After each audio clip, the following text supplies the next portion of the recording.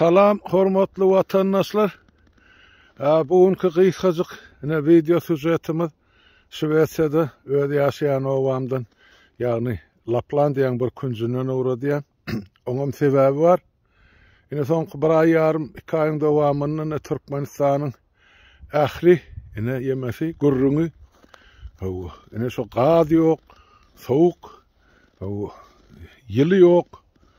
Ine millet gaty kösenýär. Ine şuňa baglanyp bir topar gepleşikler edildi. Ine saparagy geçirdi ýigitler bilen. Ana dün kemine de gurrun etdi ýeňiş bilen şu barada. Men bir kerde ozalay aýdyp berdim. Indi näme bar berdi? Ine teredin ine şu taýsy men häzir ekran beýle geçir. Ine şu taýsy watandaşlar Laplandiýa, Şwetsiýanyň iň sowuk ýeri. Şwetsiýa döwletine deňeşdirmek üçin aýdyp bereýin, Türkmenistan bilen Şwetsiýa döwletine bir gram nebite malyna gazam ýok, hiç zat ýok. Bu döwlet diňe näme hasabyny öýleri, zaýlary, şular ýaly sowuk aňzaklygy ýank geçmek üçin nädip zaýlary ýyladyýar, ýa nädip millet ýasap bilýär diýen soraw barda. Ine seredin, şu men howlymdan aýrylan garşy bir hepdaň içinde ýygnaly, depe bolup ýaty, beýikligi 4-5 metr bar. Ýöne biz maşyny girip çykmaly ýerlerde aýyrmaly bolýar. Indi ýoluň aňyr ýüzüne geçeli görkedeň. Ana seredin tabigatyna rahat bolýardyň ekrany. Tak, ine Şwetsiýanyň tabigatyny şuňaly. Sowuk ýurt, elbetde bir ýylyň 8 aý diýen ýaly şu taýda hem sowuk hem gar.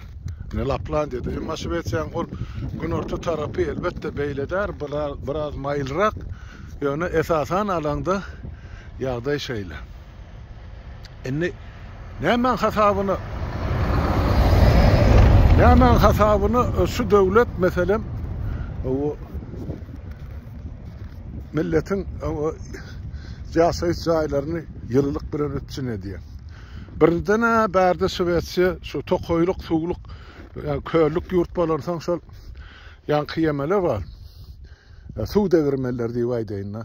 Suwun üstü bilen rotorlary işledip elektr energiýa alyp halka paýlýar. Ikinciden hem soňky 10 ýyl bärini gaty guruluşyplar gidipdi, ýelle girmenni aýdaýyn. Ventilator ýaly 3 ýemede dur, şolar aýlap ine elektrik togyny öndürýärler. Ine bir gün şo ýollar bar ýakam, ine durup şolarym surat alyp size ýetirerim. Vatandaşlar, Şwetsiýada Türkmenistanyňkydan suwun kun hasap etsek 3 hesse köp halk ýaşaýar. Ýan gaýdysynmyal gazam ýok bularda. Nebidem ýok. Ine aýdýarlar, ine Orsiýet ýapypdyr, Ýewropa buýy bölýär, sowap öne galy, hiç zat ýok şu taýda. Ine şu sowukdan bir ölýän bolsa biz türkmenler öläýmelini otyn şu taýda. Ýewropanyň eme sowuk ýerinden. Ýok o zatlar. Hatta ine men häzir size görkedeýin. Maşyny golayrak bar, surata düşürmek bolanak da ýöne. Onda da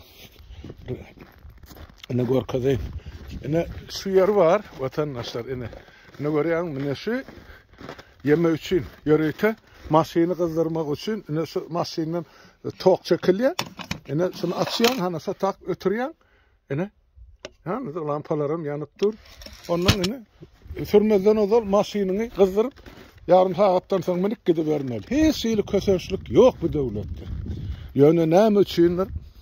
Dünýäde gaz boýunça 4-nji orun eýelýär diýip agzyny köpürjekledip gürledýän hökümetli ýurdun ilaty sowukdan ýaňa nädip ýaza çykjagyny bilenler. Ine problema şu taýda watandaşlar.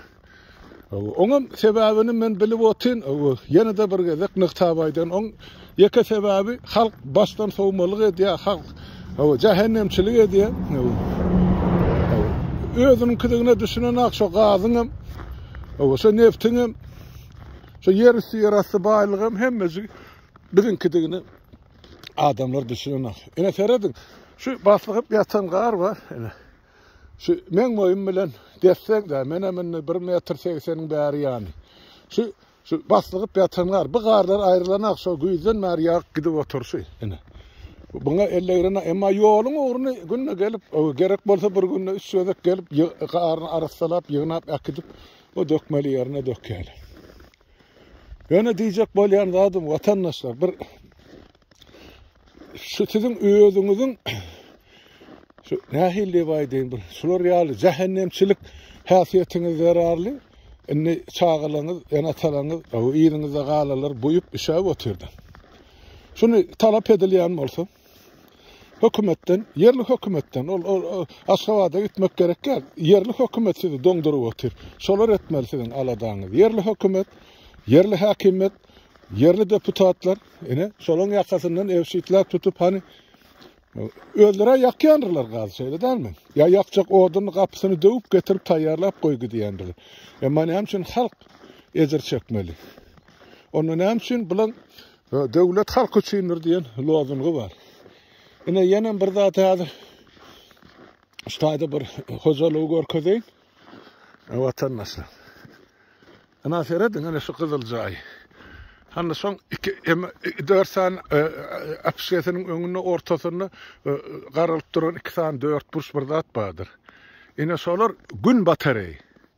Hasan gün çıkanına so bataryalar öz-özüne toğ öndürüp zayın içine akümülatörüne yığmayalar. Ondan yine şu bilen Yaşabotı bir bölüğünü hökümetin elektrik toğunu oğlunun bir bölüğü yine öz-ulluğunu yaşılır yani. Edip. Ondan yine de 2 görünüşü var. Yerin aşağını yemediyalar, burovlayalar. Yerin aşağında yılı var. So yılını ıslanğa bilen, yörüyte ıslanğalar bilen alıp getirip öyün içine çekkiyalar. Oğlum sol ıslanğa da 20 yıl oğulay vakit yine zayi yıladıp biliyor. Yine oğlum özüne enerji. Elbette Kur'an nögrün sıktı diyen 4-5 yılın devamını özünü ödüyor. Demek kalın 15-16 yılını mut yakyan sen elektrik enerjisi. Yurt verme diyen so yerden geliyor son o tayda beri verme diye dağdan gelip dağına sağının burayla alıp biliyorlar. Onun için elektrik toğunun bu tayda almağı ya öndürmeği türlü mümkünçülükler var. Yönü ne misindir? 365 günün 330'a söyleyeyim. 360 mı? 365 günün, 360 günün, bağışlan, 360 günün bir yılla pesinden 325 günü güneşli Türkmenistan'da. So günün bataryayı bilenem milletin öyünü yine toğlu zatlı yılı edip olacak. Ne için? Hükümet şu zatları halka teklif edenek ya kurunap verenek. Şey mi? Yine problemi staydı. Son için ben size diyecek bolyan zadım vatandaşlar öz hak hukukunuz için görüşmeni basarın. Siz etmeseniz, sizin etmelisiniz hiç kim edip bilmiyor. Siz sonu etmeyinizsen hani hükümetin gelensizliği sebepli iyiliğinizde kalırlar hani donup buyup işe oturlar. Yine ben son ayda iniydim kıyıskacık şuun çıkışımda. Bu vatandaşlar sağ oturun hem mağazın önünde sağlık.